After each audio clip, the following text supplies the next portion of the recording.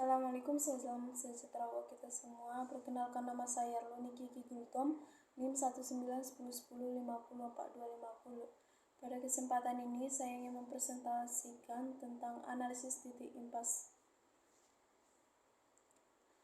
Analisis titik impas atau analisis break-even point diperlukan untuk mengetahui hubungan antara volume produksi, volume penjualan, harga jual, biaya produksi, biaya lainnya yang bersifat tetap maupun variabel, dan laba atau rugi. Beberapa pengertian titik impas atau break-even point menurut berbagai sumber. Yang pertama yaitu menurut Sofyan Syafri Harahap 2002.2398, break-even berarti suatu keadaan di mana perusahaan tidak mengalami laba dan juga tidak mengalami rugi. Artinya, seluruh biaya yang dikeluarkan untuk kegiatan produksi itu dapat ditutupi oleh penghasilan penjualan. Total biaya tetap dan variabel sama dengan total penjualan sehingga tidak ada laba dan tidak ada rugi. Yang kedua, menurut Jumingan 2006.2183, analisis titik impas adalah suatu cara yang digunakan untuk pimpinan perusahaan untuk mengetahui atau untuk merencanakan pada volume produksi atau volume penjualan berapakah perusahaan yang bersangkutan tidak memperoleh keuntungan atau tidak menderita kerugian. Yang ketiga yaitu ada menurut Ridwan S. Trujaja dan IG Berlian, titik impas operasi perusahaan adalah tingkat penjualan yang diperlukan untuk dapat menutupi semua biaya operasional, di mana pada titik impas tersebut laba sebelum bunga dan pajak sama dengan Rp0. Yang keempat itu ada menurut Bang Rianto 2001.2360, volume penjualan di mana penghasilannya tepat sama besarnya dengan biaya totalnya, sehingga perusahaan tidak mendapatkan keuntungan dan tidak menderita kerugian atau disebut dengan break-even point. Dari beberapa definisi di atas dapat disimpulkan bahwa titik impas adalah suatu cara agar perusahaan mengetahui berapa tingkat minimum volume penjualan dan agar perusahaan tersebut tidak menderita kerugian. Sedangkan yang kedua yaitu suatu tindak analisis untuk mempelajari hubungan antara biaya tetap, biaya variabel, dan keuntungan atau volume kegiatan. Yang ketiga yaitu disebut juga sebagai analisis cost profit volume karena mempelajari hubungan antara biaya, laba, volume kegiatan.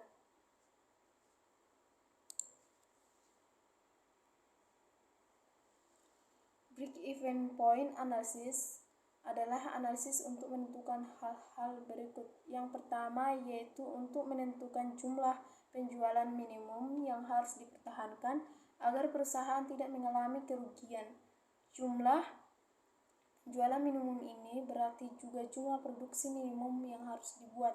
Yang kedua yaitu sebagai untuk menentukan jumlah penjualan yang harus dicapai untuk memperoleh laba yang telah direncanakan. Dapat diartikan bahwa tingkat produksi harus ditetapkan untuk memperoleh laba tersebut.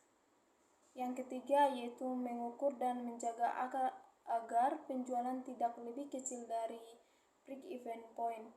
Yang keempat yaitu menganalisis perubahan harga jual, harga pokok, dan besarnya hasil penjualan atau tingkat produksi. Break-even point analysis dapat dilihat dari dua aspek, yaitu yang pertama aspek pemasaran dan kedua aspek produksi.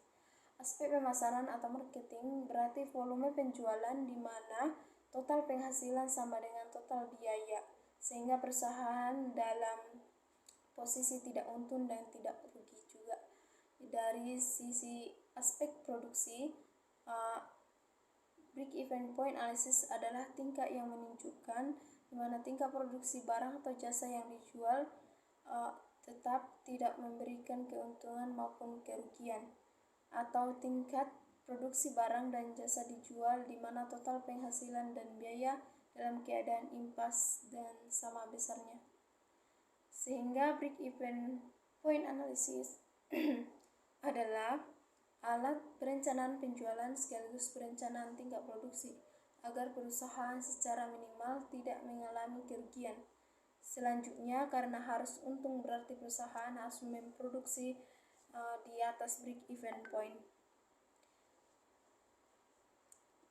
Jadi break-even point bukan tujuan, tetapi merupakan dasar penentuan kebijakan penjualan dari kebijakan produksi, sehingga operasi perusahaan dapat berpedoman dengan titik impas.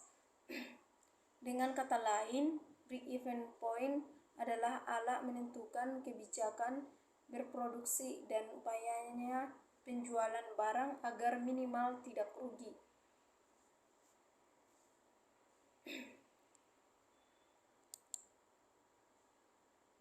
Dalam mengadakan analisis break-even digunakan asumsi-asumsi dasar sebagai berikut.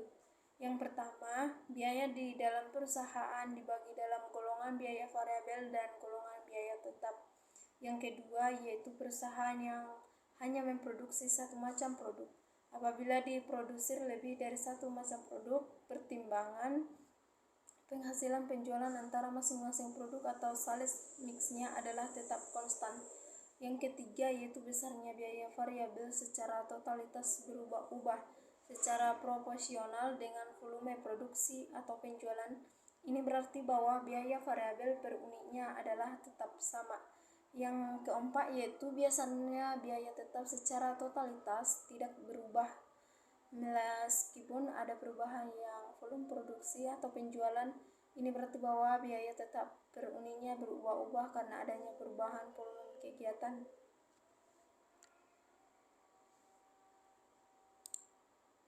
Manfaat analisis titik impas menurut Sofyan Syafari Harahap 2002.2397 adalah: yang pertama, untuk mengetahui struktur biaya tetap dan variabel. Yang kedua, untuk mengetahui hubungan antara penjualan, biaya, dan laba. Yang ketiga, untuk mengetahui kemampuan perusahaan dan memberikan margin untuk menutupi biaya yang tetap. Yang keempat, untuk mengetahui kemampuan perusahaan dalam menekan biaya dan batas di mana perusahaan tidak mengalami laba dan rugi.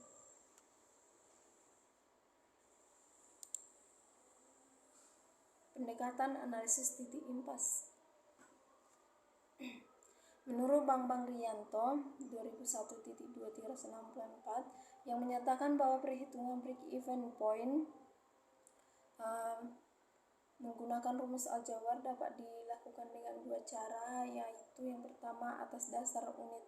Perhitungan break-even point atas dasar unit dapat dilakukan dengan menggunakan rumus break-even point Q sama dengan FC atau biaya tetap per harga jual per unit dikurangi biaya variabel per unit.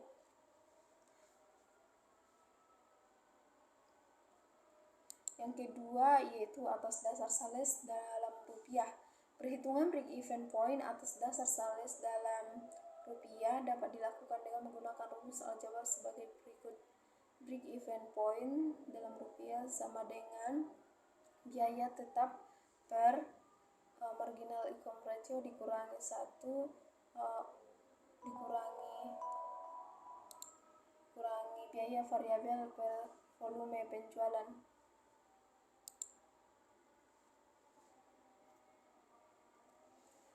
Pengaruh perubahan harga dan biaya pada titik impas. Yang pertama, yaitu harga yang lebih tinggi mengurangi kuantitas impas. Perusahaan mendapatkan margin kontribusi yang lebih tinggi per unit. Karena total biaya tetap tidak berubah, perusahaan harus menjual lebih sedikit volume untuk menutupinya. Sebaliknya, harga yang lebih rendah mengharuskan perusahaan untuk menjual lebih banyak volume untuk mencapai titik impas. Setiap penjualan menghasilkan margin kontribusi yang lebih rendah. Oleh karena itu, untuk menutupi biaya tetap, perusahaan membutuhkan volume penjualan yang lebih tinggi.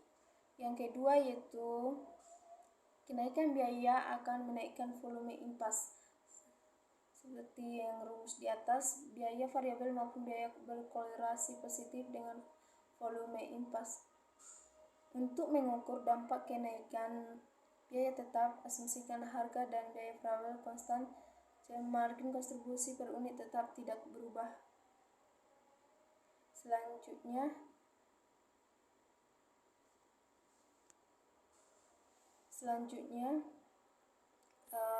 untuk mengukur dampak kenaikan biaya variabel, asumsikan biaya tetap harga tidak berubah, kontribusi per unit turun.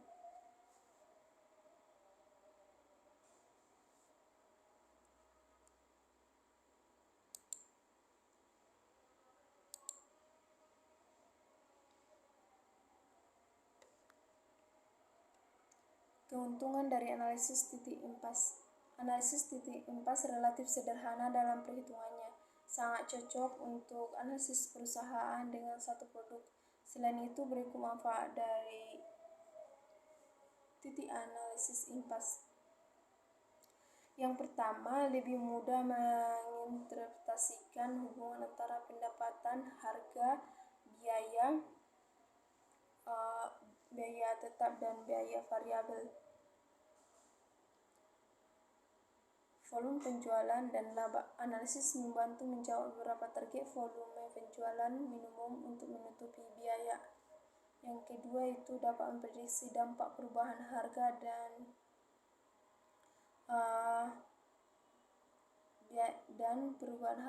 biaya terhadap profitabilitas bisnis dan target penjualan.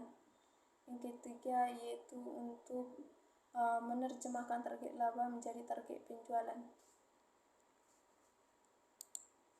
Sedangkan keterbatasan dari analisis titik impas sendiri yaitu analisis titik impas tidak cocok untuk perusahaan dengan rentang produksi yang luas. Juga analisis bergantung pada beberapa asumsi untuk harga, biaya tetap, dan biaya variabel. Dengan demikian, keakuratan asumsi mempengaruhi hasil yang didapatkan. Berikut beberapa keterbatasan dari analisis titik impas yaitu pertama, biaya konstan tidak relevan karena skala ekonomi dapat menyebabkan biaya rata-rata turun. Jadi ketika perusahaan meningkatkan produksi untuk mencapai volume target, biaya rata-rata turun dengan asumsi harga tidak berubah. Pengurangan biaya menurunkan volume target sehingga hasil asumsinya tidak relevan. Yang kedua yaitu faktor eksternal mempengaruhi permintaan dan pendapatan perusahaan. Selama ekonomi yang memburuk, misalnya permintaan konsumen turun, akibatnya persaingan meningkat. Situasi itu mungkin mengharuskan perusahaan untuk mengubah strategi penetapan harga dan target penjualannya. Ketiga yaitu beberapa biaya bersifat semi variabel. Mereka membuatnya lebih sulit untuk memecahnya menjadi biaya tetap atau biaya variabel dan mengalokasinya ke produk.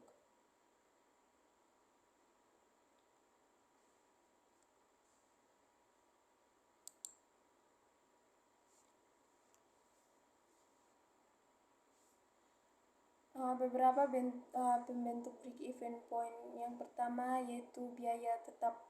Biaya tetap atau lebih sering disebut dengan fixed cost adalah biaya yang nilainya akan tetap dan konstan walaupun terjadi perubahan pada proses produksi. Yang kedua yaitu ada biaya variabel atau variable cost.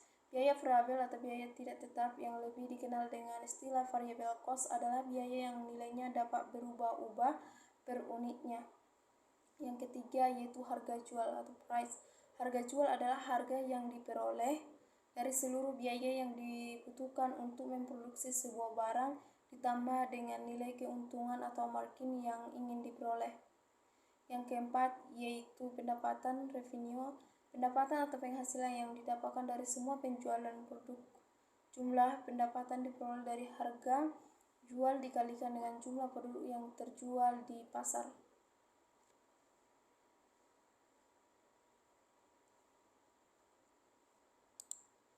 Faktor-faktor yang meningkatkan break-even point perusahaan yaitu peningkatan penjualan pelanggan. Yang kedua yaitu kenaikan biaya produksi. Yang ketiga itu perbaikan peralatan.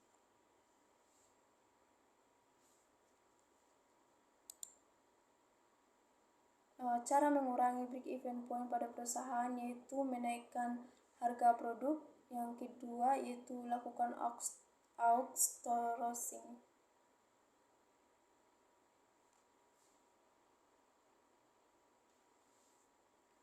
Oke, sekian hasil dari presentasi saya.